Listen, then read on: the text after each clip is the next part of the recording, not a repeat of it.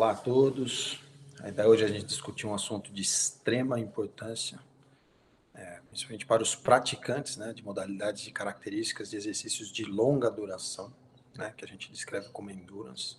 Né, quais são os verdadeiros cuidados médicos, de que maneira a gente pode acrescentar uma segurança durante essa prática desportiva, de que maneira, frente a alguma possível intercorrência que acontece, a gente consegue modular, a gente consegue direcionar essa conduta. Eu acho que é mais do que clássico a gente descrever os benefícios do exercício físico na saúde como um todo, né? A grande incógnita é, será que existem riscos envolvidos na prática excessiva de alguma coisa muito saudável? Né? Então a ideia é exatamente essa, a gente discutir os cuidados médicos nos esportes de endurance. Esportes de endurance, como eu falei para vocês, né, a gente pode discutir inúmeras possíveis modalidades, né, o que mais chama a atenção, geralmente, são atividades de características repetitivas, né, isso vem historicamente, no desenvolvimento da nossa espécie. Né, eu acho que lá atrás, na era paleolítica, quando o homem era caçador, ele precisava se deslocar buscando aí a sobrevivência, né, a manutenção da vida, a sobrevida, né. Sempre importante enfatizar a diferença entre atividade física, exercício físico e esporte, né. Atividade física é qualquer cinética corporal, qualquer gasto de energia, né, qualquer movimento do corpo que gasta energia acima do que a gente gasta numa situação de repouso. A gente tem benefícios praticando atividade física, né. Exercício físico é essa atividade física devidamente estruturada, numa frequência semanal, numa intensidade, numa duração. Né? O exercício físico a gente consegue otimizar os benefícios, né? Mantendo os riscos lá embaixo ainda. Então, exercício físico é conduta terapêutica de inúmeras doenças, de inúmeras patologias que acomete a nossa espécie, né? O esporte, ele tem inúmeros benefícios, porém os riscos superam os benefícios, né? Esporte é uma atividade devidamente estruturada, programada com desfecho competitivo, né? Muitas vezes o comportamento do atleta, ele abre mão da saúde buscando um desfecho favorável, né? Então, é lógico que o indivíduo ele vai ter bons indicadores de variáveis relacionadas à aptidão física, mas às vezes indicadores relacionados à saúde, eles não são coerentes, né? Dificilmente a gente vai enxergar um atleta de endurance com uma integridade plena, né, de articulação, principalmente membro inferior, exatamente decorrente dessas sobrecargas, né? E muitas vezes na situação de competição, quer dizer, o desfecho não é a saúde, né? O desfecho realmente é o resultado, é o desempenho, né? Então acho que é interessante, dentro da nossa evolução, né, da nossa espécie, as possíveis modulações genéticas, né? Ou seja, a gente sabe que existe o gene que o indivíduo ele tem, né, adquirido do pai e da mãe, e hoje a ciência permite a gente abordar a epigenética, de que maneira o estilo de vida influencia esse indivíduo, né, essa expressão gênica. Ele pode ter uma superexpressão de um determinado gene, ou de repente ele pode silenciar este gene. E essa ciência epigenética, ela vem acrescentando bastante, né? Então, uma coisa é a gente discutir o sedentarismo e o potencial ou não da pessoa vir a ter alguma alteração clínica decorrente aí, ou associada ao sedentarismo, né? Outra coisa é, independente dos fatores de riscos genéticos, né, familiares existentes, de que maneira esse indivíduo ele consegue modular essa expressão gênica, né? E o exercício físico é uma conduta bem interessante nesse sentido. O que a gente sabe é que o principal tecido em atividade, né, durante a prática desportiva é o músculo, né, o principal. E o músculo apresenta inúmeras repercussões sistêmicas, né? Ou seja, existem liberações de algumas substâncias, e hoje a gente descreve como as miocinas, né, ou myokines do inglês, né? E essas miocinas apresentam repercussões em outros tecidos distintos, né? E essas repercussões são extremamente favoráveis, no sentido de melhora de função de outros tecidos, né? A gente nunca pode esquecer que durante a prática do exercício existem outros tecidos em atividade. O predomínio é da atividade muscular, mas existem outros tecidos em atividade, como por exemplo, a própria mobilidade articular, ou seja, você existe aí a influência do tecido ósseo, do tecido até da cartilagem, cartilaginoso, tecido cerebral, a parte cardiovascular, a parte pulmonar, quer dizer, não necessariamente é restrito ao músculo, né? A gente predomina os estudos pautados no músculo, né? Isso é interessante, porque uma vez citado que muitas vezes o exercício ele pode apresentar repercussões favoráveis no tecido muscular, existem outros tecidos que nem sempre apresentam repercussões favoráveis, né? Então, se porventura aqui a gente for fazer barra, a repercussão desse exercício da barra no músculo é interessante, é favorável, mas na pele não, né? Então é sempre interessante a gente buscar avaliar o indivíduo de maneira integrada, né? O todo, quer dizer, o indivíduo ele não se resume a um joelho, a um ombro, a um quadril, né? E sim a gente avaliar de maneira integrada a saúde desse indivíduo, porque as coisas ocorrem de maneira concomitante, né? O que a gente sabe é que o exercício em repouso, quando exposto a um estímulo, a gente tem ilustrado uma célula muscular inicial, quando exposta a um estímulo do exercício físico, existem alterações da integridade dessa célula. E essas alterações dessa integridade dessa célula culmina com uma resposta pró-inflamatória, buscando o quê? Buscando um reparo tecidual. Então, frente a um estímulo inicial, a célula passa por uma fase de adaptação, onde a principal característica é buscando o remodelamento, e é lógico, num contexto adaptativo, para esse estímulo em que ela foi exposta. E no sentido de adaptação, o desfecho é sempre buscar uma célula mais adaptada, com melhor função, coerente com o estímulo em que ela foi exposta. Muitas vezes a repercussão no nível de célula não é favorável. Muitas vezes a pessoa, a célula sendo exposta ao estímulo, o desfecho pode ser desfavorável. E quando a gente fala sobre a ótica teórica dos princípios, e algum deles envolvidos no princípio de treinamento, ou seja, você tem uma fase intermediária de remodelagem celular, caracterizada por um processo pró-inflamatório, um processo pró-oxidativo, né? E muitas vezes, se você não respeitar o timing, o momento apropriado de restauro dessa célula e você expô-la a um novo estímulo, muitas vezes o desfecho é desfavorável. Você culmina, como mesmo através do treino, você culmina com uma situação de desadaptação, uma adaptação desfavorável, perda de função. E é lógico que neste contexto, essa abordagem é multifatorial. Aqui torna-se interessante e importante, além da modulação das cargas de treino, a abordagem no indivíduo.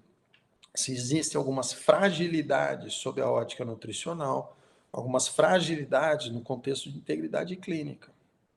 E muitas vezes algumas lesões são fundamentais também na abordagem nesse sentido. Então, o grande desafio existente relacionado a esse tema, né, cuidados médicos relacionados ao esporte de endurance, é a gente projetar qual que é o desfecho. Uma vez que muitas vezes as abordagens direcionando melhora no desempenho nem sempre estão favoráveis à saúde.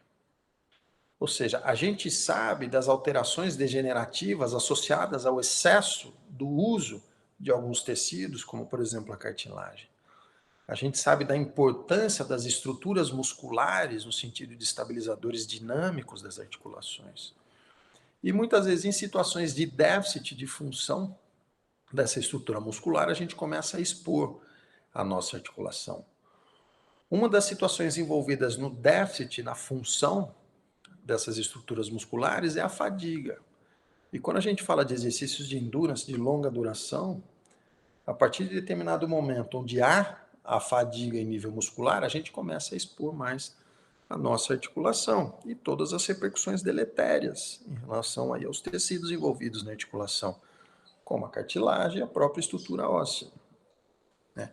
O que chama atenção no sentido de screening, né, de triagem inicial, quando o indivíduo ele se propõe a praticar uma modalidade caracterizada, né, por exercícios de longa duração, como são os exercícios de endurance, os esportes de endurance, né, o nosso principal objetivo como profissional da saúde é tentar levantar possíveis fatores de riscos envolvidos na prática desportiva. E esses fatores de riscos, eles envolvem a abordagem cardiovascular ou cardiorrespiratória, a abordagem músculo-esquelética ou biomecânica e a abordagem metabólica. Sob a ótica cardiovascular, o que a literatura científica sugere é que existem algumas situações pré-existentes que favorecem o desfecho fatal. uma repercussão desfavorável, uma repercussão deletéria, tendo o exercício físico como gatilho para desencadear essa situação. Ou seja, existem algumas patologias, algumas doenças, como por exemplo, né, a principal causa de morte súbita em jovens, né, indivíduos abaixo de 35 anos de idade, a principal causa de morte súbita em jovens durante a prática desportiva é a cardiomiopatia hipertrófica, né, seguido de algumas outras anomalias, de algumas outras alterações. Então, quando a gente busca um cuidado profissional da saúde, tentando, na verdade, determinar se existem ou não algumas possíveis restrições para a prática desportiva, sob a ótica cardiovascular, o principal cuidado do profissional médico é exatamente isso, tentar encontrar algumas dessas patologias, né? Então, para isso, existem alguns conceitos pré-existentes, né? A avaliação médica acaba sendo mandatória, muito importante, mas existem alguns questionários. O mais clássico aí é o Parquet, são 7 perguntas relacionadas à saúde, né? Sendo positiva uma dessas questões, né, a gente direciona a necessidade de uma avaliação médica, e alguns exames complementares. Nos exames complementares, classicamente, a gente tem o teste ergométrico, onde a gente induz o exercício, né, o indivíduo a um exercício extenuante, geralmente com uma carga progressiva, o ergômetro, né, no caso da corrida é a esteira, no caso do ciclismo é a bicicleta, e a ideia é determinar se existem ou não algumas possíveis alterações eletrocardiográficas sugestivas de sofrimento do coração. Paralelamente, a gente consegue avaliar o comportamento pressórico desse indivíduo frente a esse esforço, né?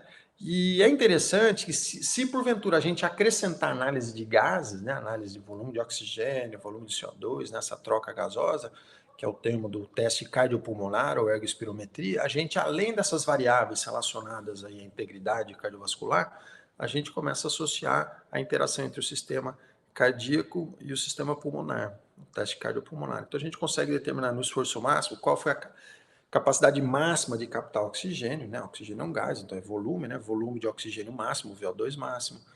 E dentro desse protocolo incremental, classicamente dura 8 a 12 minutos, né? Tem até um módulo que a gente aborda especificamente teste cardiopulmonar, a gente consegue determinar algumas possíveis situações metabólicas.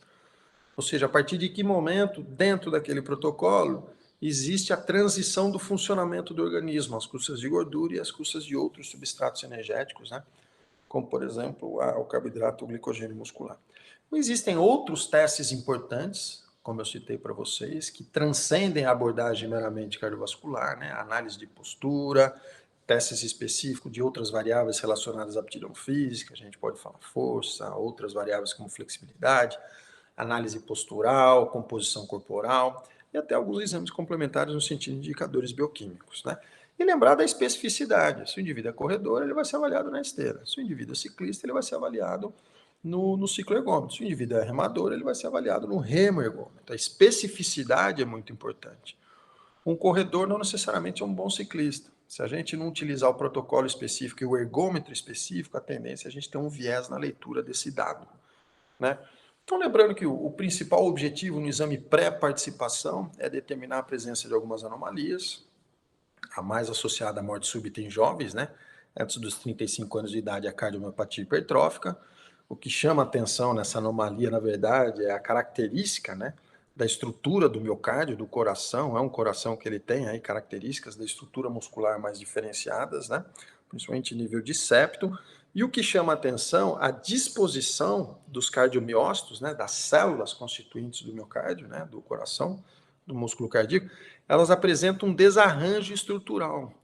Isso direciona, culminando com uma atividade elétrica, com comportamento, com uma tendência ectópica, né? Então, aqui no painel A sendo ilustrado, um ecocardiograma, aqui o que chama atenção é a espessura do septo interventricular, né? Existem os parâmetros que a gente considera dentro da normalidade.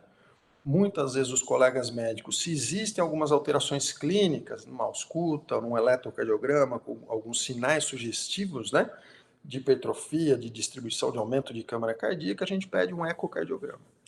Se porventura as imagens evidenciadas no ecocardiograma direcionam com uma propensão de diagnóstico para cardiomiopatia hipertrófica, mas não está bem clássico, ou seja, existe aí na literatura o que a gente observa como sendo descrito como zona cinzenta, né, gray zone, O que a gente pode direcionar é um destreinamento desse indivíduo, porque o exercício por si só também culmina com uma adaptação do miocárdio para se adaptar. Então, se porventura esse aumento da câmara cardíaca for decorrente do treino, com destreinamento, regride. E se for um quadro patológico, não regride. Né? Por isso que às vezes a gente observa aí alguns atletas foram afastados do treino, regrediu, não regrediu, depois ele volta, ele é liberado para a prática. Né? No painel C, o que chama atenção é uma miocardite, né? Ou seja, a presença de células de defesa no miocárdio. Né? Em épocas de Covid, por exemplo, é um cuidado interessante que a gente tem que ter. Hoje, cada vez mais a gente vem observando as sequelas existentes relacionadas no pós-Covid. Né? Então, não são raros. Eu tive acesso recentemente a um caso, inclusive, né? Que o indivíduo ele teve Covid no passado. E nessa situação, né, da miocardite, quer dizer, existe um processo inflamatório no miocárdio. E esse processo inflamatório tem uma tendência a alterar a atividade elétrica desse miocárdio, né? Culminando aí com uma situação de sofrimento. E o gatilho pode ser o exercício. Né? Existem outros gatilhos. No caso, eu tive acesso a um paciente com uso de cafeína, né, sendo o gatilho também para essa alteração, né, da estrutura cardíaca, né, da eletrofisiologia cardíaca. No painel D, a gente vê a cardiomiopatia dilatada. No painel E, é uma outra situação onde a gente observa o depósito de gordura entre os cardiomiócitos, né, o distúrbio arritmogênico de ventrículo direito, muito comum em algumas regiões específicas, né, especificamente na Itália, no nordeste da Itália, na região do Vêneto, né, de Veneza. Tanto é que os consensos relacionados aos exames pré-participação eles são distintos conforme o país. Estados Unidos, acima de 35 anos de idade, eles orientam o eletrocardiograma, muitas vezes um teste ergométrico. Na Itália, para atividade competitiva, é mandatório, por lei, um ecocardiograma, exatamente, decorrente aí de ser endêmico, né, esse distúrbio arritmogênico de ventrículo direito. Tá? No painel F, o que a gente observa é uma doença arterial coronariana. A principal causa de morte súbita em indivíduos acima de 35 anos de idade. Tá? Então, na verdade, existem as contraindicações absolutas e relativas durante a prática de exercício, a maioria delas, né, as absolutas a gente não vai estar encontrando o indivíduo na rua, no dia a dia, né, salvo a infecção aguda ou febre. Infecção aguda ou febre é contraindicação absoluta à prática desportiva. Tá? Exatamente decorrente desse quadro aí, bem descrito na literatura da miocardite. Tá? Então, muitas vezes o indivíduo ele se programa, se estrutura numa maratona, numa meia maratona, ele viaja, quando ele chega na situação do evento, ele está com quadro gripal. Sob a ótica da lei, sob a ótica da ciência, né? E não da lei, sob a ótica da ciência, contraindicação absoluta à prática desportiva. Tá? Então, lembrar desse detalhe. Geralmente, as outras situações das contraindicações absolutas, o indivíduo ele vai estar numa situação mais peri-hospitalar, né? Em ambulatório ou não. Uma outra coisa interessante é, independente se existe ou não uma patologia de base, o exercício por si só, quanto maior a intensidade, maior o risco de complicação cardiovascular. Né? Então, a partir de determinada intensidade, a gente não tem tanta melhora no desempenho, mas a gente observa uma considerável elevação no risco de complicação cardiovascular. Né? Ou seja, é intensidade, é modalidade dependente. Né? O primeiro relato, né, Fidépides, 546 a.C., né? Complexo essa interação, porque existem relatos de Fidépides, aí tem Fidípides, né? Mas, classicamente, Barry Franklin publicou um artigo em 2003, né? Fidépides, 546 a.C., sendo o grego responsável aí por mandar a mensagem da vitória da guerra, né? E nessa situação foi uma situação de colapso quando chegou e fez a comunicação, né? Hoje existe uma prova, né? Que é Espartaco, sai de Esparta a Atenas, né? Sai de Atenas, vai até Esparta, né? São 246 quilômetros, com uma altimetria aqui considerável, né? Então, o desfecho dificilmente a gente vai imaginar que seja favorável, saudável, né? Então, independente da patologia de base, o indivíduo que se expõe a uma situação extenuante como essa, ele pode vir a ter algumas repercussões deletérias, né? Ou seja, o exercício por si só, a característica da modalidade ou da prova, que culmina com risco elevado de evento adverso, né? Se porventura, mesmo fazendo um screening inicial no exame pré-participação, e mesmo o indivíduo sendo exposto a uma situação, ele vem a ter um evento adverso, diz respeito à estrutura organizacional, oferecer o suporte apropriado. Né? Isso diz respeito à organização. Então, uma vez numa situação de parada cardiorrespiratória, qual que é a ideia? Você oferecer o cuidado coerente. Esse cuidado coerente diz respeito à desfibrilação, na maioria dos casos, né? Por que na maioria dos casos? Porque imediatamente no pós-exercício, quando a gente cessa o exercício, imagine quando a gente está se exercitando, quando você pisa, você tem uma esponja venosa, que é o plexo venoso plantar. Então, quando você está pisando, você está favorecendo esse retorno venoso. A própria contração de estruturas musculares, como por exemplo a panturrilha, né, o tríceps sural, você também favorece o retorno venoso. Então você tem uma situação que o organismo está em exercício, ele está necessitando de bastante oxigênio e substratos energéticos, e essa é a função do coração, fazer com que esse oxigênio, esses substratos energéticos cheguem na célula via circulação sanguínea. Para sair mais sangue do coração, está chegando mais sangue. Se porventura, abruptamente, você cessa esses mecanismos envolvidos na maior chegada de sangue, você vai ter menos sangue saindo. Então você vai cair, essa situação do sangue que sai é débito cardíaco. Então você diminui o retorno venoso por diminuição do plexo venoso plantar e da contração do tríceps sural. Então você vai cair o débito cardíaco, caindo o débito cardíaco, vai cair a pressão. Caindo a pressão, você diminui a circulação dos vasos, principalmente da coronária, responsável o quê? Pela vascularização do miocárdio. Então, quer dizer, por si só, quando você para abruptamente de se exercitar, você favorece uma alteração de integridade em relação à oferta e demanda de oxigênio e nutrientes do miocárdio, do músculo em atividade. Esse sofrimento, essa incoerência entre oferta e demanda, culmina com uma atividade elétrica ectópica. Né? Ou seja, quando o coração está em sofrimento, decorrente de uma isquemia, de uma falta de oxigênio, a atividade elétrica dele se altera. Tá? Paralelamente, você tem aí uma vasodilatação arterial. Né? E isso é interessante que está associado à queda da pressão. Né? Durante o exercício, o mecanismo envolvido é que você tem um predomínio do tônus simpático. Então a gente tem o sistema nervoso autônomo, ou seja, a gente não controla, dividido em simpático e parasimpático. O simpático, os principais neurotransmissores, adrenalina e noradrenalina. Parasimpático é via acetilcolina. Durante o exercício, você tem um predomínio do simpático. Você tem a presença das catecolaminas, adrenalina, noradrenalina, principalmente. Então, o que acontece? Com esse predomínio do simpático sobre o parasimpático, você tem um aumento da frequência cardíaca e um aumento da pressão arterial sistólica. Então, esse coração está trabalhando mais, é um músculo trabalhando mais e numa situação de maior pressão. Então, ele está precisando de mais oxigênio. Ou seja, nessa situação que ele precisa de mais oxigênio, se você tiver, porventura, um mismatch, uma incoerência entre oferta e a demanda, você também está favorecendo um sofrimento, uma falta, né, uma isquemia. Isso também está associado à alteração de atividade elétrica. Tá? Você tem alterações de sódio e potássio, que acaba sendo bastante comum.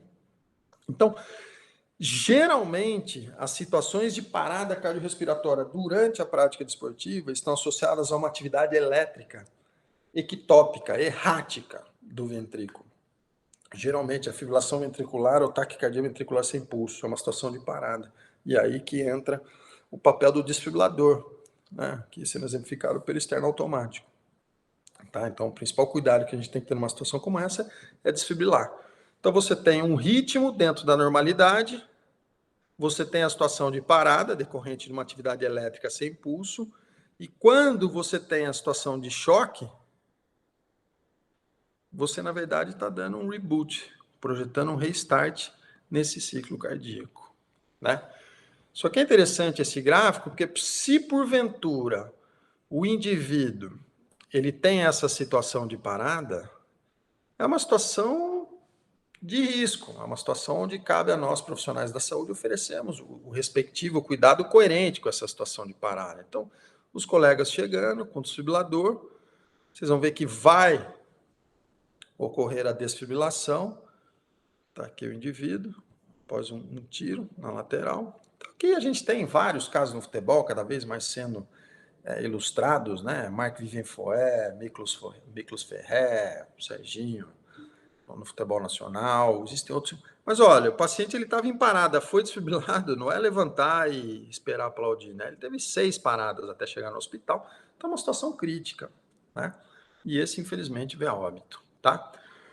O que chama a atenção cada vez mais, independente da presença ou não desses fatores de riscos que a gente observa nos exames pré-participação, geralmente quando a gente vai iniciar, né, o interesse numa modalidade, ou numa prova específica, a prova geralmente, sob a ótica da lei, ela quer se proteger. Me traz um atestado médico.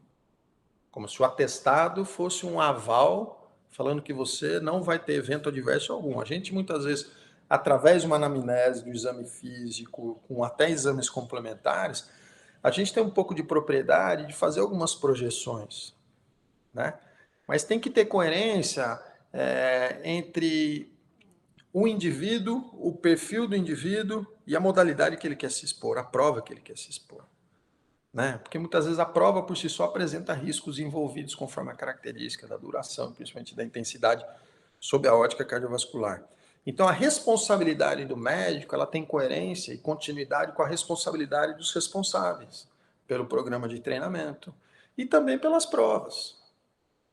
Essa semana, 21 óbitos numa ultramaratona da China. E a gente vai falar um pouquinho a respeito sobre os possíveis fatores envolvidos nessa situação. Eu fui gerente médico nos Jogos Olímpicos. O cuidado que a gente tem que ter sob a ótica organizacional, sob a ótica de Comitê Olímpico Internacional, ela é extremamente vasta. Ela transcende qualquer desfibrilador, ela transcende qualquer atestado médico. É um processo contínuo, onde a gente realmente tem que prezar primeiro pela integridade das pessoas e não pelo desempenho. Desempenho secundário. Lembrar que existem algumas situações que o indivíduo vem a óbito apresentando um coração normal. Ou seja, ele não tem cardiomiopatia hipertrófica, não tem distúrbio ritmogênico de ventrículo direito, ele não tem nenhuma alteração, anomalia da coronária, que muitas vezes a coronária ela é intramural, né? Intramúsculo cardíaco, né? Então, quando você começa a exercitar, começa a comprimir mais, faz um quadro semelhante à isquemia. Mas existem situações de óbito com o coração normal. Uma das causas é essa, o commotion coitus. Isso aqui é um trabalho bastante interessante publicado no New England Journal of Medicine, que aborda exatamente isso, quer dizer, o soco precordial como um desencadeador aqui da situação de parada. Né? Então, chama atenção a gente discutir isso aqui. Dentro das possíveis causas de óbito, de desfecho fatal com o coração normal, a gente pode abordar as causas metabólicas. E quando a gente vai falar de intercorrências médicas no esporte, sob a ótica metabólica, existem inúmeros detalhes que dizem respeito ao nosso cuidado como profissional da saúde. Uma delas é essa figura sendo ilustrada aqui pela Gabrielle Anderson, 1984, chegada na Copa do Mundo Feminina, Los Angeles. Primeiros Jogos Olímpicos que a gente teve a maratona feminina.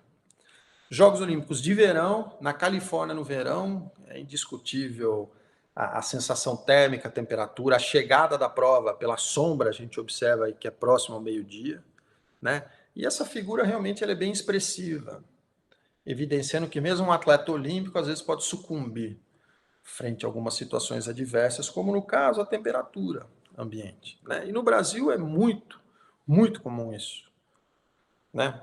Por quê? Porque o Brasil conforme a região, conforme a época do ano, é difícil até você encontrar uma sombra, né? Então existe o conceito aqui, né, da intermação. A intermação é quando a temperatura corporal eleva acima de 41 graus Celsius. Né? Está no Tratado de Patologia do Robbins. Temperatura central acima de 41 graus Celsius é intermação. Né? Quando você tem elevação dessa temperatura, o que acontece? Você tem uma vasodilatação considerável, no sentido de tentar otimizar uma troca de calor. Essa vasodilatação por si só já está associada a baixo fluxo cerebral. Paralelamente, quando você esquenta a proteína, o músculo é uma proteína, você degrada a integridade dessa proteína, degrada a integridade muscular. E existem algumas substâncias que são comuns do meio intramuscular. Essas substâncias que são comuns do meio intramuscular, como por exemplo algumas enzimas, né, creatina quinase, ou a mioglobina, que é a principal transportadora de oxigênio em nível muscular. Então o que acontece? Essa mioglobina, uma vez que alterou-se a integridade da célula muscular, essa mioglobina cai na circulação e ela apresenta uma toxicidade do rim, nefrotóxica, faz insuficiência renal aguda. Então, esse aí é a progressão da intermação associada à rabdomiólise. Rabdomiólise é uma degradação da estrutura muscular considerável com um dano renal, com insuficiência renal aguda. E essa insuficiência renal aguda está associada à alteração do potássio, e o potássio culmina com ritmo de parada cardíaca. Intermação, heat stroke, é agudo. Agudo você pode perder o paciente. Qual que é a nossa conduta? Né? Existe um protocolo no exterior, principalmente o grupo do exército lá de Natick, né, do lado de Boston, que é o protocolo Burrito. Né? Ou seja, você envolve o seu atleta com alguns sacos de gelo, exatamente para você ter um melhor controle térmico. Rio 2016, nos Jogos Olímpicos, eu fui gerente médico lá em Deodoro, um cuidado que a gente tinha, a gente pegava uma toalha, colocava gelos dentro, fazia os clamps aqui com esparadrapo, né, de modo que ficavam gomos de gelo, e colocava, né, região da nuca, região específica da virilha, ou seja, são regiões onde a gente consegue modular um pouco mais e amenizar essa elevação da temperatura central. Tá? Então, lembrar da intermação, isso você pede agudamente, né, o paciente ou o atleta. E a progressão para rabdomiólise, geralmente a gente observa na urina, a cor mais de Coca-Cola, né, mioglobinúria, que chama isso. Então, a conduta é sempre hidratar esse paciente, esse atleta, né? A conduta de hidratação acaba muitas vezes tendo repercussões extremamente favoráveis, né? Existem algumas outras situações que podem favorecer a rabdomiólise, né? Muitas vezes algumas medicações, ou às vezes até alguns suplementos, né? É interessante falar de rabdomiólise, porque até então, quando a gente fala de atletas de endurance, né, a gente fala, não, mas olha, atleta de endurance geralmente é mais tranquilo, é diferente, por exemplo, de um crossfit, né? Isso é interessante, porque um dos trabalhos que a gente fez com o crossfit, o que chama atenção realmente são exercícios de alta intensidade, às vezes a duração considerável, esses indivíduos são bem condicionados, né? A otimização de gordura durante o esforço ela é baixa, né? Ela é otimizada no pós-esforço, mas o que chama atenção são isso, são essas enzimas, né? Aqui, que refletem a integridade muscular. Existe um módulo específico, quando a gente fala de biomarcadores, né, de performance e fadiga, e a gente aprofunda um pouco mais sobre o que significam, né, essas enzimas, de que maneira a gente consegue utilizá-las como moduladora da nossa conduta, né, da nossa evolução do nosso paciente. Tá? Então, lembrar da rabdomiólise, acontece em exercícios de endurance, acontece independente da faixa etária, aqui sendo ilustrado uma criança de 12 anos, né? E existem algumas patologias de base, como no caso, né, a anemia falciforme, ou traços, né, falcêmicos, favorecendo também a rabdomiólise, tá? Existem alguns suplementos como vocês, né? E é interessante a interface com suplemento, porque parte-se do pressuposto que existe uma dose ideal. E às vezes o indivíduo ele sempre gosta de dar um chorinho acima do que é recomendado como ideal. Né? Então, aqui sendo ilustrado aqui para vocês um caso de um paciente, né, de um atleta, fazendo uso de creatina. Né? Creatina, existem vários protocolos na literatura científica, existe a lei nacional, a lei no Brasil são 3 gramas ao dia, o teto. Né? Os protocolos na literatura científica, eles vão desde 5 gramas tomada única, geralmente 8 semanas, até protocolos de saturação, né? De 8 semanas a primeira semana, 20 gramas ao dia, depois sustenta 7 semanas, 5 gramas ao dia. Mas o que chama atenção é o quê? As doses. Esse indivíduo ele fez uso de 80 gramas ao dia de creatina. Partindo do pressuposto, quanto mais melhor. O que acontece? A creatina, o tripeptídeo, né, na verdade são 3 aminoácidos, ela é osmoticamente ativa. Uma vez absorvida, você aumenta o turgor, a hidratação intracelular. Então, um dos mecanismos envolvidos, inclusive, né, no estímulo pró-síntese muscular, no estímulo de ergogênese da creatina, é exatamente isso, né? Você aumenta o turgor em nível de membrana muscular, existe um mecanismo envolvido, com a caveolina, enfim, e isso pode favorecer a hipertrofia. Tá? Só que o que acontece? Esse indivíduo, no caso, ele teve uma síndrome compartimental aguda, decorrente o quê? Do abuso do uso da creatina. O uso é diferente do abuso do uso de qualquer ergogênico, seja farmacológico ou nutricional. Então, o que chama atenção? Aqui sendo exemplificados os compartimentos, por exemplo, da perna. Você tem a tíbia e a fíbula. E aqui a gente tem o compartimento anterior, o posterior. Chama-se aqui a atenção, sob a ótica estrutural, veia, artéria e nervo. Então, se porventura eu tenho uma situação de edema, o exercício por si só culmina com um quadro pró-inflamatório. Esse quadro pró-inflamatório é associado geralmente a edema. Potencializado com um ergogênico como a creatina, o que acontece? Você tem uma tendência a fazer compressão de veia, artéria e nervo. Fazendo compressão de veia, artéria e nervo, você compromete o fluxo sanguíneo, né? Fazendo um quadro de isquemia, dor e membro. E aí qualquer conduta, fasciotomia. Fasciotomia, você faz um alívio no sentido de compressão. Isso é a síndrome compartimental aguda. Existe ainda a síndrome compartimental crônica, muito comum nos atletas de endurance.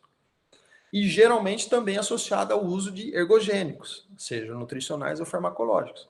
Geralmente, a síndrome compartimental crônica é aquela situação onde, conforme a característica do exercício, no sentido de dorsiflexão plantar, muito comum em membro inferior, em perna, né, eu estou falando, você gera um quadro pró-inflamatório e, decorrente desse quadro pró-inflamatório, você comprime o vaso. Né? Aí dá a dor isquêmica. Quando você para de se exercitar, ameniza-se esse quadro pró-inflamatório, melhora a dor. Então isso é interessante. É a leitura da situação existente. Qual o histórico? Qual que é a característica da dor? Piora durante o exercício. Quando você começa, está doendo? Não está doendo. E a partir de determinado momento, começa a doer. E quando você para, melhora? Melhora. Então é muito interessante a gente modular isso. Por quê? Porque existem maneiras de você amenizar esse quadro pró-inflamatório. Né? Sejam ajustes biomecânicos, característica de passada, característica do ambiente onde você está treinando, se é inclinado, aclive, né? Características relacionadas à suplementação, relacionadas à hidratação, à medicação, mas acaba sendo bastante comum também a síndrome compartimental crônica. Tá? Outros eventos relacionados, né, ao desfecho aí da intercorrência na prática desportiva, né, nos esportes de endurance, são os distúrbios hidroeletrolíticos. Né? Pra vocês terem uma ideia, a hidratação é tão importante, 5% de desidratação cai o rendimento em 30%. Água. Água é hábito. Não tem nem como falar que não gosta. Ou você tem um hábito ou não tem um hábito. Né? Interessante. Existe uma situação hoje que a gente observa que, na verdade, é a hiperidratação. Então, imagina o seguinte, né? Durante o exercício, grande parte do fluxo sanguíneo está no músculo, está no tecido em atividade. Ou seja, você não tem um leito vascular ativo na região esplâncnica, na região intraabdominal. O predomínio é em nível periférico, principalmente em nível muscular. O tempo de esvaziamento gástrico é 17 ml por minuto. Isso dá 255 ml a cada 15 minutos. Existem inúmeras maneiras e controles intrínsecos da absorção da água. A localização específica no trato digestório da absorção da água. Né? Então, imagina que esse relato associado à hiperidratação, esse é um artigo interessante de 2005, né, do New England, onde eles colocam que o indivíduo na maratona de Boston, que aumentou de 3 a 5 quilos na prova, quer dizer, geralmente aquele indivíduo que tem um pace mais baixo, alguém fala para ele que é importante ele ficar hidratando, e qualquer posto que ele tem, ele vai hiperidratando. Então, o que acontece? Quando você hiperidrata, você está diluindo os componentes sanguíneos. Nesses componentes sanguíneos, tá bom, você tem as células, mas você tem alguns compostos, como, por exemplo, o sódio. Então, se eu estou hiperidratando, eu estou absorvendo mais água e eu estou diluindo o sódio, meu sódio vai ficar baixo. Sódio baixo chama hiponatremia. Então, eu tenho uma hiponatremia de causa dilucional, eu estou diluindo. E o que acontece? O sódio é importante no sentido da pressão coloidosmótica. Ou seja, é o que sustenta o líquido no meio intravascular. Então, se porventura eu tenho uma hemodiluição, eu perco essa pressão coloidosmótica e meu líquido começa a extravasar. Meu líquido extravasando, imagina numa região como, por exemplo, a caixa craniana, é fechada. Então, o que acontece nesse sentido? Você faz edema cerebral. Né? Então, chama-se atenção aqui essa abordagem, esse risco envolvido na hiponatremia dilucional. Pra vocês terem uma ideia, né, a gente tem a oportunidade de interagir com atletas de alto rendimento, né, pelo menos nos últimos 3 ciclos olímpicos. A gente fez um levantamento, componente hidroeletrolítico dos atletas olímpicos. Né? E aqui eu estou falando para vocês, atleta olímpico, com desfecho favorável, com medalha, com título, né? Então, os atletas, na verdade, eles são expostos a inúmeros fatores, né, que podem ser modulados. Né? E esses fatores podem modular ou influenciar a integridade clínica, que é como se fosse a base do iceberg, e a integridade e a projeção relacionada à performance, como se fosse a ponta do iceberg. Os atletas nesse cenário olímpico, né, eles são expostos de maneira muito exacerbada, né, à rotina de treino, né, ao calendário de provas cruzando com o treino, né? Então, a abordagem nutricional, a abordagem de recovery, fisioterapia, seja preventiva, seja terapêutica, abordagem comportamental, realmente acaba sendo bastante desafiador, né? E é interessante porque a desidratação e algumas alterações do padrão nutricional podem, na verdade, apresentar repercussões agudas e crônicas, né? Se o indivíduo está desidratado, você reidrata, a melhora é na hora. É aguda, né? Na hora, entenda, é uma aguda. É diferente se você detecta uma anomalia biomecânica, o indivíduo tem que fortalecer, não é na hora que ele fortalece. Você pode até pré-ativar, é um outro módulo que a gente vai discutir isso aqui, pré-ativar determinados grupos musculares para amenizar alguma alteração biomecânica, né? Então, hidratação e nutrição são estratégias bem interessantes peri-competição, intra-competição, né? Então, a primeira coisa que chama atenção, 100% estava desidratado. Estou falando de atleta olímpico medalhista, né? Ele começou desidratado. A osmolaridade é 285 a 295. Né? E olha que interessante a característica. Cada um tem uma característica da desidratação. Existem alguns indivíduos que eles desidratam alterando o eletrólito.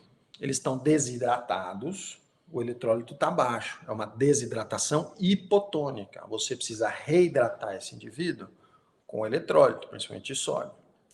Existem indivíduos que desidratam e os eletrólitos ficam elevados. É uma desidratação hipertônica.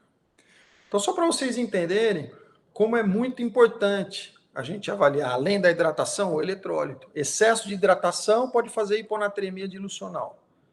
Tem que avaliar o indivíduo para ver se esse indivíduo ele precisa repor ou eletrólitos de um líquido. E a desidratação é a norteadora. Se ele está perdendo eletrólito ou não perde eletrólito na desidratação. Isso é norteador da nossa conduta. Em situações clínicas extremas, recém-nascido, idoso, isso faz diferença. Por quê? Porque em situações clínicas extremas, existe um conceito de resiliência que é comum no atleta. E nas situações clínicas extremas, a gente não encontra isso. Imagina uma analogia, uma esponja nova. A esponja nova é igual atleta. Você esmaga, agora que você solta, ele volta. É resiliência. Ele aceita, sobrevive, se adapta de inúmeras formas a uma situação adversa. Os extremos, não. Os extremos como se fosse uma esponja velha. Você esmaga, a hora que você solta, ela continua amassada. Não tem essa resiliência, essa flexibilidade metabólica. Se você não souber como reidratar o seu recém-nascido, o seu idoso, você perde o paciente. Você vai ter apatia, você tem repercussões clínicas consideráveis diferente do atleta. Né? Então, lembrar da hiponatremia e da hipernatremia, da hiponatremia relacionada aí à hiperidratação e lembrar da desidratação hipotônica, hipertônica ou isotônica, né? O que tem me chamado a atenção é o potássio. O potássio, na verdade, é um componente intracelular. Se porventura eu me exercito e dentro desse exercício eu tenho alteração da integridade muscular decorrente dos estímulos de treino e minha célula precisa se adaptar. Existem extravasamento de algumas substâncias que são comuns do meio intracelular. Uma delas é a creatina quinase, que é uma enzima relacionada ao sistema de ATP-CP. Existe a mioglobina, que é a principal transportadora de oxigênio a nível muscular, que quando elevada na circulação pode agredir o rim. E o potássio também está associado a isso, né? Então, o que me chama a atenção é isso, é o cuidado com o potássio nesses indivíduos, principalmente nos atletas de endurance. Por quê? Porque a alteração do potássio faz um ritmo de parada cardíaca. E aqui está o potássio baixo ou o potássio alto, né? Conforme a conduta. Potássio baixo, você faz potássio. Potássio elevado, você pode fazer bicarbonato. Então, o que acontece? São ritmos de parada cardíaca que não são chocáveis. Não adianta dar o desfibrilador. Você entendeu? Que é a atividade elétrica sem pulso ou a sistolia. A sistolia é aquela situação de filme. A sistolia, você faz o eletro, tá? Não tem um ciclo, não tem nada cardíaco, não tem atividade elétrica. A atividade elétrica sem pulso, você roda o eletro tem o ciclo, mas o indivíduo está em situação de parada sem pulso. Né? E eu sempre enfatizo a importância. A gente trata pessoas. Os exames são complementares ao nosso raciocínio clínico. Então, em situação de parada, tem que ver a parada, não o eletro. Tá? Eletro é interessante como um norteador. Se é chocável, não é chocável. Tá? Então, é interessante porque o potássio alterado culmina com distúrbio de ritmo. Né? E se vocês forem avaliar, existem inúmeras outras situações do 5H e o 5T, né, que são as principais causas de assistolia, atividade elétrica sem pulso, envolvidas com exercício, né? Hipóxia, conforme exercício, principalmente altitude. Hoje a gente observa as pessoas treinando com máscara, né? E uma outra situação é a hipotermia. Hipotermia, muito comum em esportes aquáticos. né? A gente teve atletas já, inclusive olímpicos, na ultramaratona aquática, com situações de hipotermia, né? E foi o que houve nesses 21 óbitos, aparentemente, nessa ultramaratona da China. Hipotermia. Primeiro, diz respeito à organização estrutural do evento. Qual que é a previsão? Hoje, qualquer celular você consegue ver a previsão. Você consegue ver a previsão com horas, para não falar minutos, né, de precisão. Outra coisa, numa prova como essa, existem inúmeras abordagens preventivas, como principalmente relacionada ao traje. O traje, né? Quer dizer, de que maneira você tem o traje apropriado. Existem provas, ultramaratona. Quer dizer, conforme a região que você vai fazer a prova, vai fazer uma prova no deserto, durante o dia uma temperatura totalmente diferente do período da noite, isso tem influência da umidade. Né? Então, hipotermia é uma situação também associada à sistolia, atividade elétrica sem pulso, e tem que corrigir. Você tem que corrigir essa situação. Tá? E muitas vezes existem relatos aí, inclusive na literatura científica, da capacidade de reverter o paciente em assistolia ou atividade elétrica sem pulso associada à hipotermia, mesmo após longo período de tempo. Então, encontrou um paciente em parada associada à hipotermia, RCP estabiliza a temperatura. Muitas vezes estabilizando a temperatura, mesmo depois de um período considerável de parada, existem relatos na literatura de reversão do quadro. E existem ainda as causas mortes desconhecidas. Né? Quer dizer, é complexo a gente falar de ergogênicos farmacológicos relacionados a exercício de endurance. Né? Eu sempre cito o caso da Marion Jones, que na verdade não teve um antidoping que detectou. Né? Quem detectou, na verdade, foi um ex-parceiro dela que na verdade, delatou. Né? Então, esteroides anabolizantes, quer dizer, são ergogênicos farmacológicos, né? São drogas lícitas, né? Não são drogas ilícitas, existem as indicações clínicas, né? Melhora da performance não é uma indicação clínica, estou falando em nível aí de consenso e também sob ética. Né? Então, acaba tendo livre acesso, isso aqui no século passado, era uma época que inclusive existia Orkut, né? Cicloesteroides, 213 mil citações em 0,17 segundos. Agora, ontem, cicloesteroide, você tem 3 milhões e 100 mil resultados em 0,57 segundos, né? Melhor ciclo para iniciante, 5 drogas para o primeiro ciclo. Então, é um desserviço, na verdade, nesse sentido, né? Hoje, com os dados científicos sob a ótica descritiva, né? São dados descritivos, né? Dificilmente no sentido de intervenção relacionada a esporte, né? Principalmente pela ética. Então, geralmente, quem prescreve tem professor, colega de treino, né? Médico não é a maioria, que eu estou falando em jovens. Né? E é interessante esse trabalho, porque esse trabalho, na verdade, eles começam a observar que cada vez mais jovens as pessoas estão buscando o uso de ergogênicos farmacológicos e sem indicação, ou quem está prescrevendo é meramente de maneira aleatória. Né? Pela internet você tem acesso, às vezes você acaba tendo acesso a medicações que não são específicas para seres humanos. Né? Então é interessante esse artigo, porque, olha, uma pergunta, você estaria disponível, disposto a usar um ergogênico farmacológico sabendo que comprometeria a sua saúde? Né? A gente não vê zero aqui, né? Independente se está mais jovem ou não. Né? Então, quer dizer, você estaria disposto a tomar um ergogênico farmacológico que melhoraria seu desempenho, mas comprometeria a sua saúde? Sim. Você estaria disposto, pergunta é a seguinte, a tomar um ergogênico farmacológico que vai direcionar você para os seus resultados atléticos, mas que vai encurtar a sua vida? Sim. Então é complexo esse modelo de interação. A informação ou desinformação está de livre acesso nos sites de busca. E, de repente, você tem um comportamento de jovens dispostos, né? Fazer uso. Né? Imagina a ciência do esporte, a ciência do treinamento, onde você discute variáveis relacionadas a tempo de contato no solo em milissegundos, você discute dose em microgramas, miligramas de ergogênicos nutricionais. E, de repente, tudo isso deixa de fazer muito sentido na vida do jovem, porque provavelmente ele está buscando, através de ergogênicos farmacológicos, a melhora que a ciência desportiva pode acrescentar de serviço. Né?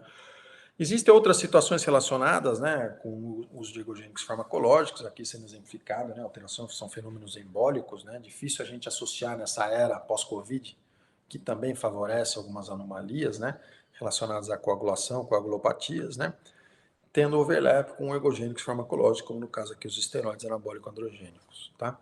Lembrar também que existe um quadro que é até certo ponto anatômico, né, que é esse aprisionamento de hipoplítea, onde o paciente ele vai ter dor associada à corrida e membro inferior, né, um dos diagnósticos diferenciais aí da síndrome compartimental crônica.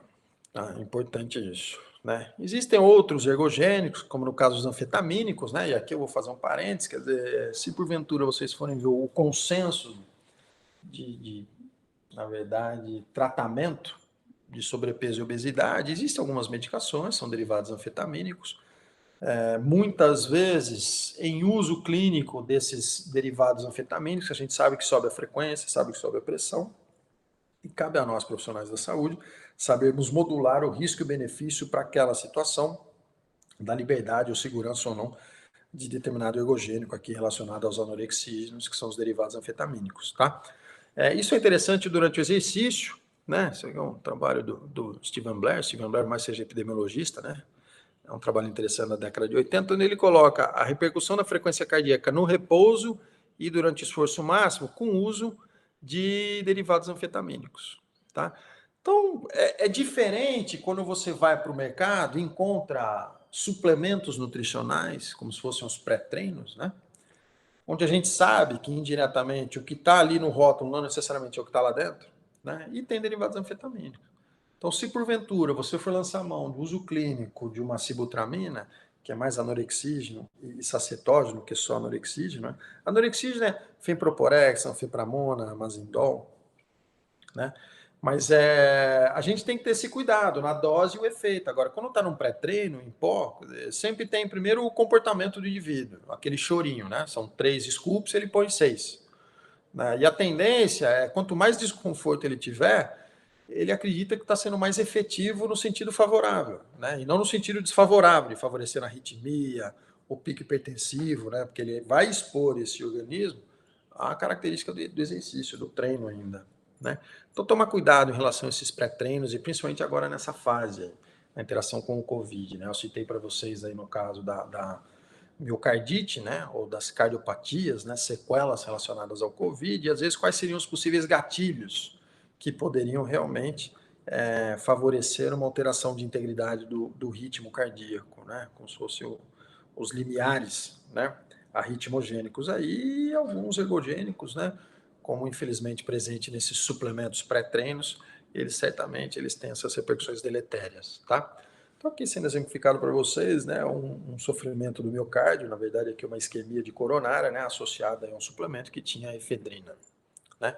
Como eu falei para vocês, é difícil a gente fazer controle e saber realmente o que está dentro do pote do suplemento, né, aqui sendo exemplificado o HPLC, uma figura ilustrando a presença de compostos derivados de testosterona, onde teoricamente era um suplemento à base de creatina, né. Isso é interessante porque o Comitê Olímpico Internacional, eles providenciaram um estudo sobre exatamente a presença ou não de contaminantes, né, em suplementos nutricionais, né. Então, pasmem, né, de 634 suplementos analisados, 94, ou seja, quase 15%, continha substâncias que não estavam listadas no rótulo e que daria doping positivo, né. Então, desses 94, 23 tinham nandrolona e testosterona, 64 com testosterona e 7 com nandrolona, né. E desses 634, 66, ou seja, 10,4%, eles tinham valores limítrofes para substâncias que não estavam listadas no rótulo. Então é complexo, né, a gente avaliar a integridade do suplemento, né, realmente a pureza. E aí é interessante, porque se a gente for no artigo original, né, o Ronald Malgan é um cara que fica na Inglaterra, né, na Universidade de Loughborough, ele acaba sendo consultor do Comitê Olímpico Internacional, e também de algumas outras empresas, né, mas enfim, é um cara bem interessante aí sob a ótica da nutrição esportiva, né, para a gente sempre estar interagindo, né. Ronald Malgan, Louise Burke, John Howley, tem uma galera boa aqui. Mas olha que interessante aqui, ó. Então, o número dos suplementos testados, 634 total, né? Número positivos e a porcentagem positiva. Então, 14,8 deu positivo para componentes, como eu falei, que não estavam listados no rótulo e daria teste positivo. Mas o que me chama a atenção não tem nenhum no Brasil, né? E a gente, como brasileiro, a gente tem a tendência a falar o quê? Não, o suplemento bom é importado, né? Complexo, isso, né? Muitas vezes o que a gente tem aqui acaba tendo mais segurança, mais integridade decorrente da legislação local, que é totalmente diferente da americana, por exemplo, né? Lembrar de outras substâncias que estão aí sendo vendidas, né? Quer dizer, cafeína é ergogênico, né? 3 a 5 miligramas por quilo de peso, 30 a 60 minutos antes da prova, tem muitas repercussões favoráveis em nível central. Né? Lembrar que hoje a gente consegue nutrir a célula, né? Então não é o corpo como um todo, né? A célula, a mente você consegue nutrir. Cafeína é um estimulante central, interessante, né? Se vocês chegarem e falarem assim, Franz, eu quero o Coque da Pepsi, para o corpo, é líquido, eletrólito, tem umas porcarias ali envolvidas. Mas para o corpo, é indiferente se é Coca ou Pepsi, mas para a mente faz muita diferença. Então, uma coisa é alimentar o corpo, outra coisa é nutrir a mente. Né? E é interessante, porque às vezes existem inúmeras substâncias por aí que estão sendo, né, vendidas, incentivadas, até de livre acesso, onde existem componentes que a gente não tem muita propriedade de saber o excesso, qual a repercussão em excesso no organismo. Aqui eu vou falar da taurina, né, que tem uma molécula de enxofre na sua estrutura orgânica, né? E lembrar desses outros suplementos, né? Aqui sendo exemplificado, é lógico, quer dizer, uma coisa é o que você precisa, né? A recomendação diária. Outra coisa é o que o suplemento está fornecendo, né? Quer dizer, um suplemento que está fornecendo 2.500% do que você precisa, 3.300% do que você precisa. É complexo a gente imaginar, né? A ponderação do risco e benefício, né? Parte-se do pressuposto que é bom e quanto mais melhor, né? Só que muitas vezes é uma curva de Gauss. Às vezes, quanto mais a gente expõe o nosso organismo aos eventos adversos, né? E deixa de assimilar o benefício, né? Um outro dado muito interessante em relação aos exercícios e esportes de endurance é a duração do exercício, sob a ótica da segurança biomecânica e musculoesquelética. Então, sob a ótica cardiovascular, quanto maior a intensidade do exercício, eu aumento o risco de maneira exponencial, a partir de determinada intensidade, a um evento adverso sob a ótica cardiovascular. Sob a ótica musculoesquelética, é duração dependente, e não intensidade dependente. Então, quanto maior a duração do exercício, eu aumento o risco de complicação musculoesquelética sem melhora considerável da performance. Né? Existem inúmeras maneiras, através de indicadores bioquímicos, e como eu falei para vocês, a gente tem um módulo especificamente abordando isso, né? Indicadores bioquímicos, né? E biomarcadores relacionados à fadiga e performance. Né? Mas existem alguns indicadores que refletem de que maneira a estrutura muscular está reagindo àquele exercício. Né? Então, isso aqui é um artigo interessante do grupo do Gordon, né? Na Inglaterra. Então, por exemplo, CK. Antes, né, o valor de normalidade está 165 unidades por litro, antes da prova e depois da prova. Né? Quer dizer, existe alteração da integridade da estrutura muscular. Se a gente for avaliar indicadores de alteração da integridade, por exemplo, do miocárdio, né? A fração MB do miocárdio, né? Da CK, olha que interessante, é 3,6, vai para 13,5, né? São indicadores que refletem a alteração de integridade, não são indicadores que estão refletindo realmente, olha, uma situação patológica, né? É uma adaptação, o seu organismo está se adaptando frente àquela situação que ele está sendo exposta, né? Então, lembrar, comparando com o exercício de força, quer dizer, muitas vezes o exercício de força não tem as alterações que a gente encontra, por exemplo, em relação a indicadores bioquímicos numa maratona. Né? Lembrar das modalidades existentes, lembrar, como eu falei para vocês, o exercício, você tem o principal tecido em atividade, que é o tecido muscular, mas existem outros tecidos envolvidos. E cada tecido envolvido tem uma característica de resposta frente àquele estímulo do treino. Eu dei o exemplo da barra. Vou fazer barra, eu tenho repercussão favorável no músculo e repercussão deletéria na pele. Então, os locais relacionados, por exemplo, à fratura por estresse, né, em exercício de dor, geralmente é membro inferior. Muito comum a queixa em tíbia, né, terço médio, terço distal, talos, calcâneo. Às vezes a gente pode encontrar aqui em relação aos ossos do tarso, né, os metatarsos. Geralmente os fatores de riscos, algumas alterações de característica do treino, ou seja, muitas vezes o treino está culminando muito mais como direcionando a lesão do que realmente melhorando o desempenho e a performance. Então a gente tem que avaliar de maneira integrada, não é só músculo, né? Corredor não é só VO2, né? Um ciclista não é só força, potência, não é só pulmão, não é só célula vermelha, hematócrito, hemoglobina. Tem que avaliar todos os tecidos de maneira integrada. De que maneira esse organismo está reagindo a esses estímulos. E frente aos estímulos relacionados aos treinos, o que mais chama atenção é o quê? É uma recuperação inadequada. Recuperação faz parte do treino. Faz parte do treino, né? Então, quadril, muito comum em ciclista, né? Essas sobrecargas aqui, nível de trocânter maior. Então, se vocês forem ver, tensor da face lata, bursite trocantérica, né? As tendinopatias aqui, sendo no caso evidenciado pelo espessamento de Aquiles.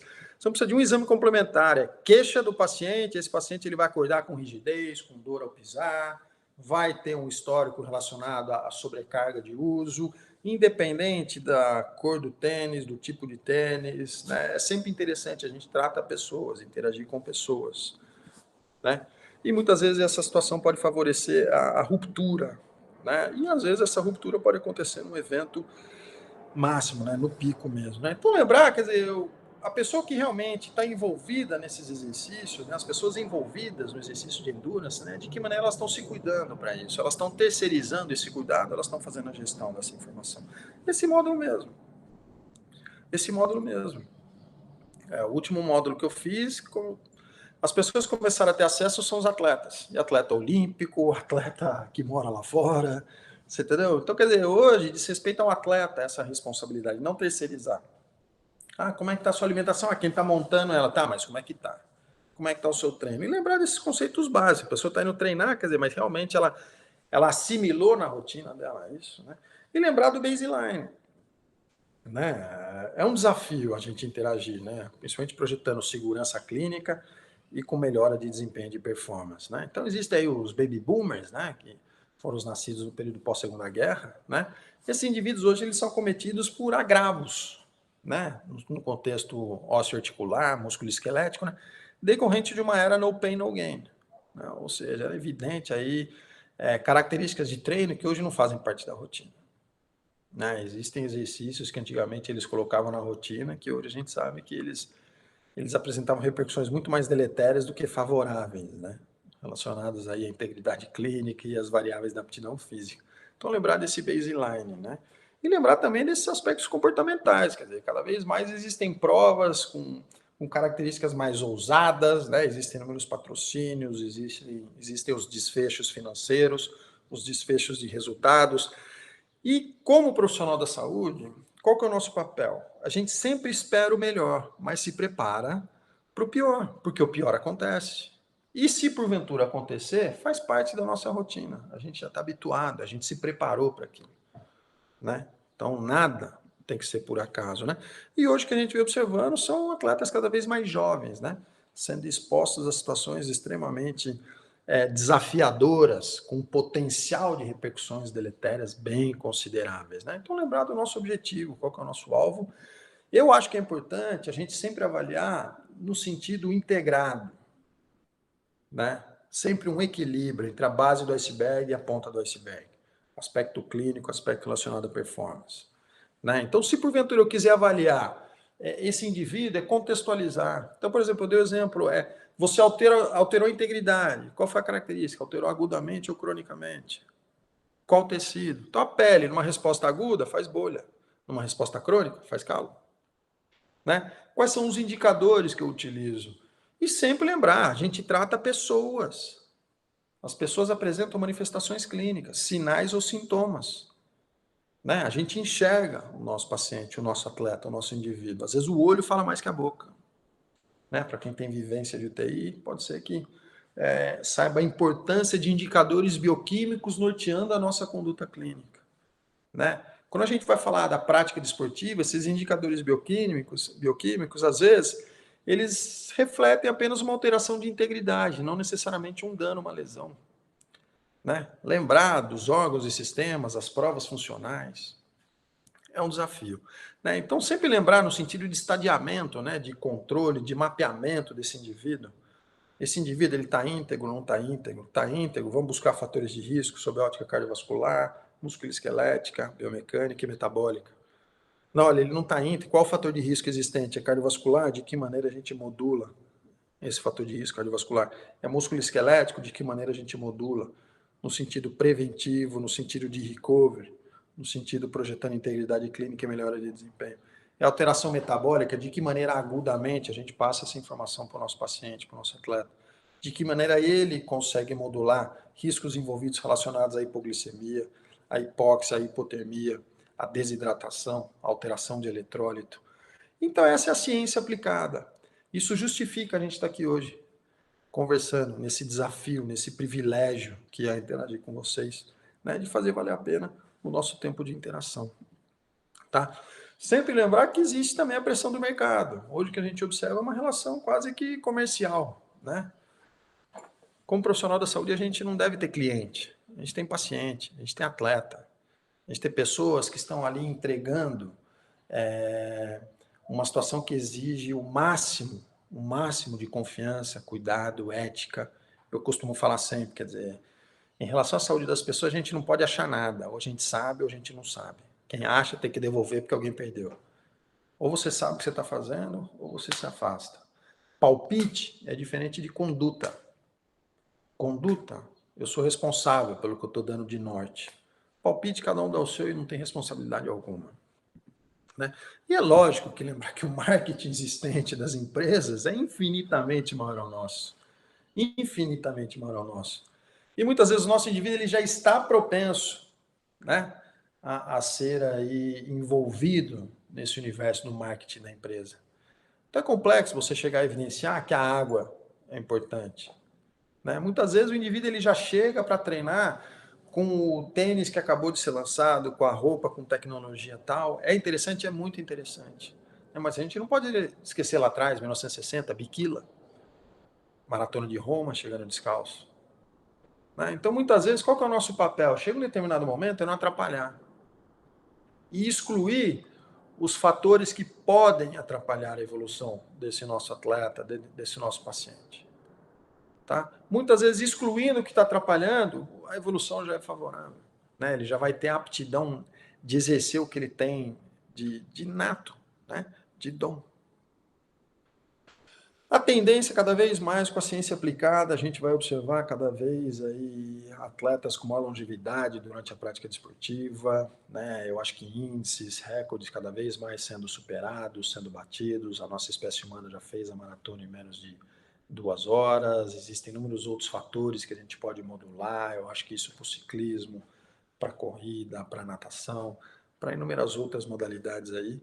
E é um privilégio estar fazendo parte disso. Tá bom? Então, eu queria agradecer, desejar bons estudos para vocês, aproveitem bastante, né? E a gente está compartilhando pelo menos 20 anos de interação em instituições que têm um renome em nível mundial, em situações clínicas críticas, e para mim é um privilégio trazer isso aqui para a modalidade esportiva. Tá bom? Forte abraço, bons estudos, até a próxima.